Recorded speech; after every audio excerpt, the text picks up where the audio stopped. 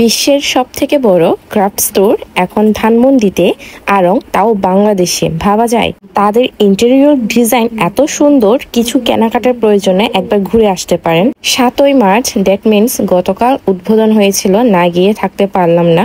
Hello everyone, কেমন আছেন সবাই? আজিমপুরের সাথে কাছে, তাই আমরা সবাই হেঁটে গিয়েছিলাম। সেদিন মোহাম্মদপুর থেকে ধানমন্ডি জুড়ে আমি আরঙে এই প্রচারটা দেখেছি।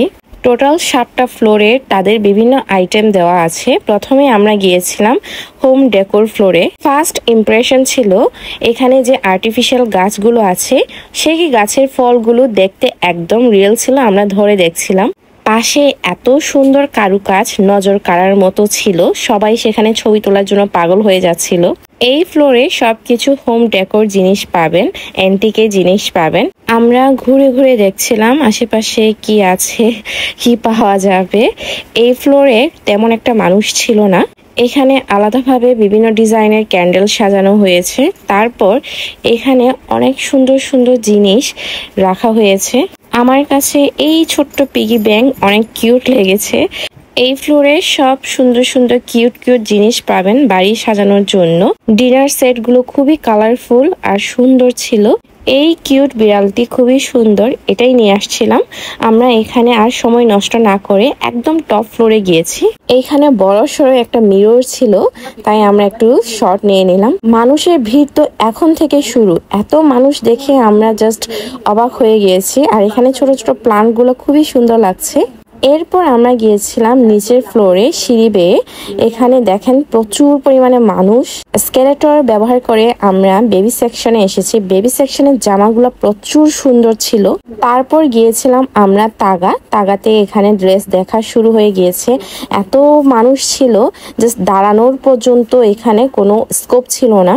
তাগার কালেকশন খুব একটা পছন্দ হয়নি। এরপর আমরা গিয়েছিলাম শাড়ি সেকশনে। মোটামুটি সব ফ্লোরে প্রচুর মানুষ ছিল। আমরা বুদ্ধিমানের কাজ করেছি, একদম টপ ফ্লোরে গিয়ে তারপর আস্তে আস্তে নেমে সবকিছু সুন্দরভাবে ঘুরতে পেরেছি। জুতা আর ব্যাগের সেকশনে এই যে কারুকাজ, জাস্ট দেখার মতো ছিল। আমার কাছে ইন্টেরিয়র ডিজাইন খুবই ভালো লেগেছে। আর শাড়ির সেকশন থেকে উপর থেকে এখানে দেখা যাচ্ছে জুতা আর ব্যাগের সেকশন।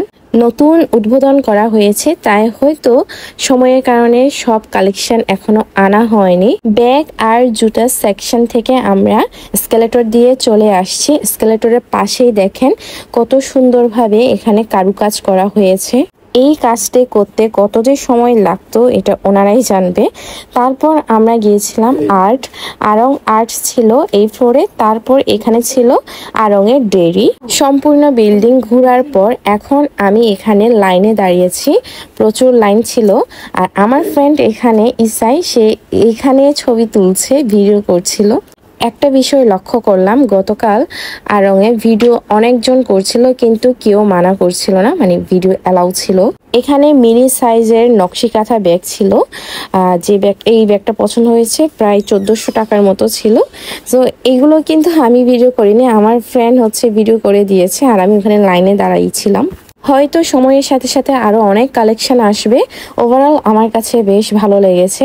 আর এই যে আমার ফ্রেন্ড এগুলো ভিডিও করছিল। অবশ্যই আরঙে গেলে আরো অনেক জিনিস দেখতে পাবেন। সো আজ এই পর্যন্ত, আমি এখানে শেষ করছি। সবাই ভালো থাকবেন, টাটা।